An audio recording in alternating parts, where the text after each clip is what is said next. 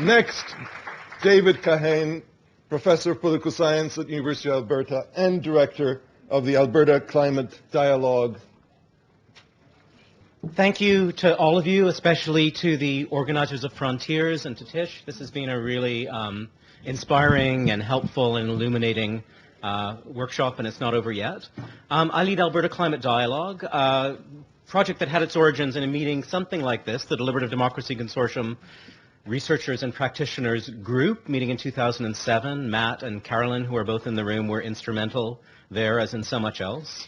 So we are an international group of deliberative democracy researchers and practitioners who realized at that workshop that we cared a lot about climate change. It kept us up at night.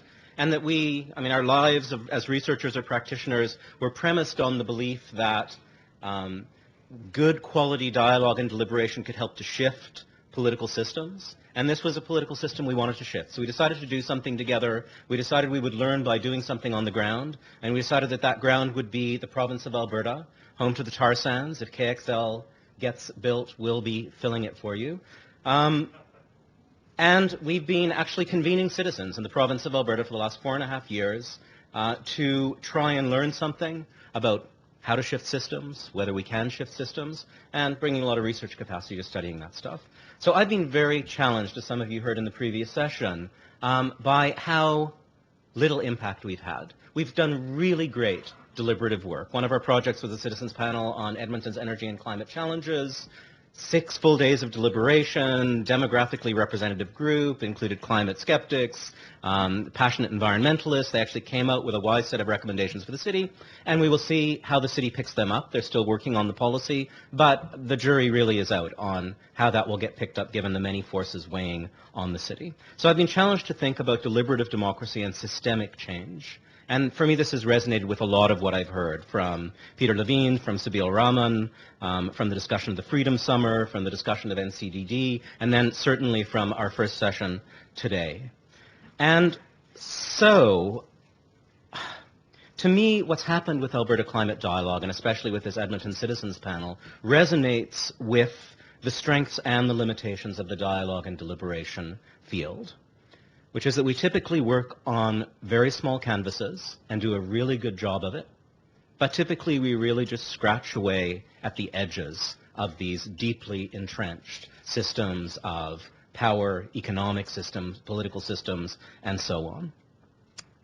I think that we are tempted, as it's obvious we would be tempted, to tell ourselves comforting stories about the political impact of the work we do.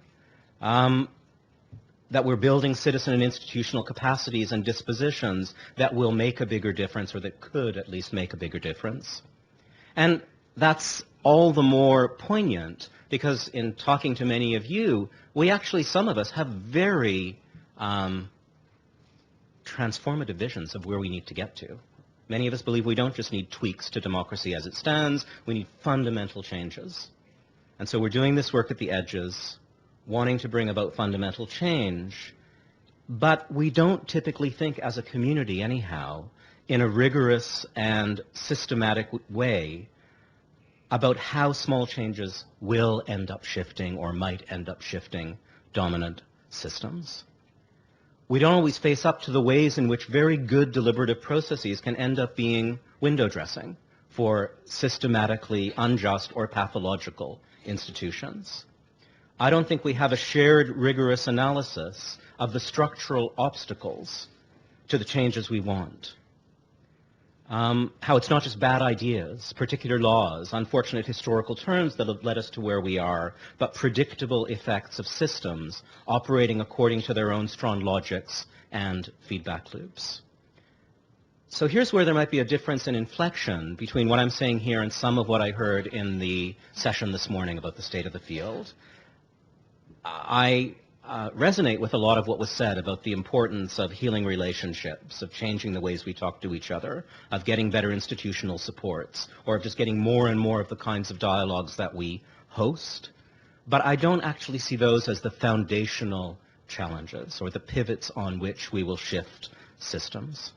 And then one more thing that I don't know that we face up to systematically, this is very clear in the case of climate change, is how time may not be in our favor.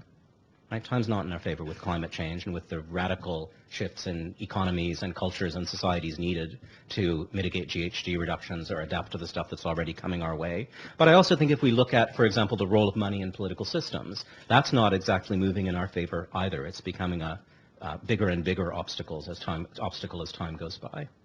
So I've just been thinking a lot these last few months about what it would look like to rise to these analytical and critical challenges for our field in relation to systems change and how dialogue and deliberation can support systemic change. So I just want to give you a little hand wave, at least, at the direction my thinking has been taking.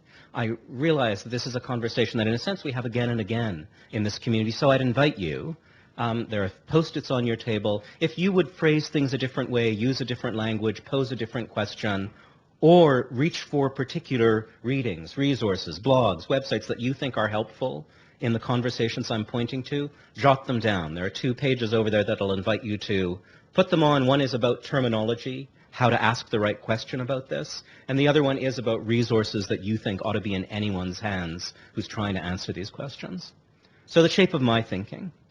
I would call what many of us do here creating invited spaces of dialogue and deliberation. Setting up a good container, opening the door, randomly selecting people, inviting people from the neighborhood in, whatever that looks like. But these are invited spaces of dialogue and deliberation. And I see these as part of a much more complex ecosystem of forms of life and action that together could add up to the transformations that many of us want. And there are other important parts of this ecosystem. Ecosystems are way too complex to pull out and point to all the little pieces and details, but let me point to a few other things that are important alongside dialogue and deliberation. First of all, and this has been a conversation in the deliberative democracy community and in the literature, is alongside those invited spaces, claimed spaces. So places where citizens are mobilizing, engaging in activism from the grassroots. They're often angry, they often have placards in their hands, they often look like the angry citizens who we saw in pictures carrying placards about police abuse in the PowerPoint show yesterday. John Gaventa's written about this, Iris Young has written about this. So one of these other kinds of spaces, aspects of the ecosystem, is claimed spaces. I worked for 10 years in a research project that was done with NGO and university-based researchers in the Global South. We were asking what forms of citizen participation in Bangladesh and Angola and South Africa and India actually made a difference in terms of producing sustained positive outcomes for poor people. And the headline of all of our findings was, you need claimed spaces and invited spaces in a dialectic with each other. So there's invited spaces, claimed spaces. I would also point, especially in the environmental context, at alternative economies and societies and values built within the dominant system, but working by different logics. Not asking permission of the state, not asking for resource from the state, but just building it with our own hands. And I'd point to one more kind of process or space, which I, for lack of a better term, I call transformative dialogue processes. Some of you will know the work of my brother, Adam Kahane, or of Otto Scharmer, or of the kinds of processes that come together around the Aliyah Institute, which have quite different principles of organization, I think, than the work we do. All of these are part of a bigger picture of which deliberation is one part. And so I think if we want to undertake sustained strategic thinking about how to bring about systemic transformation, we have to think about the symbiotic relationships between these different parts of the ecosystem. We have to think about sequences and coalitions. We have to think about the capacities we're building, sometimes in ways that complement these other parts of the ecosystem, sometimes in ways that may conflict with them. Some of this will have to be highly contextual learning. Case studies about this place at this time on this issue and the forces that needed to come together to really shift something in the system. I'm a political theorist, so I hope that some of this will be higher level learning, theories of social change that are really making space for dialogue and deliberation against the backdrop of very entrenched and resilient systems that we want to move. And I think it has to go beyond analysis. We need to look at tools we can use when holding dialogues and deliberations in particular places to map our place in that ecosystem and act wisely there.